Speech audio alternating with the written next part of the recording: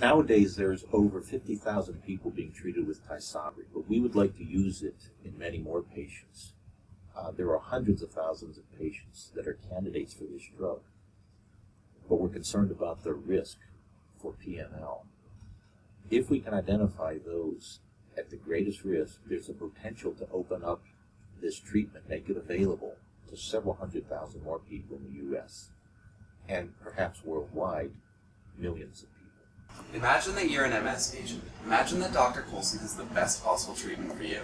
And imagine that just before starting the treatment, he tells you there's a 1% chance that you'll develop a fatal disease called PML. Do you start the treatment? This is a real decision that MS patients face right now. What if I told you we could tell those patients whether they're in that 1%? What if we could tell them in less than a day for less than $100? Would that change anything? We think it does. 58% of the world's population is infected by the John Cunningham virus, but for almost all of them, the virus will remain dormant for their entire lives.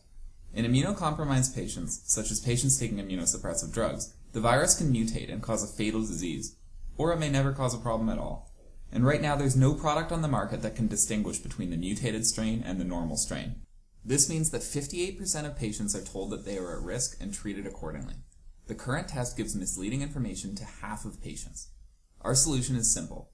Rather than simply testing for whether the virus is present or not, like the other tests on the market, the JCKey companion diagnostic determines which strain of the virus is carried from a quick, painless blood sample.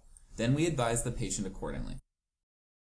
Having a good, easy-to-use blood test, like this PCR-based JCKey test, is key to identifying patients at risk and helping them to decide, and the physicians, how to treat them, when to treat them, and what their risk is.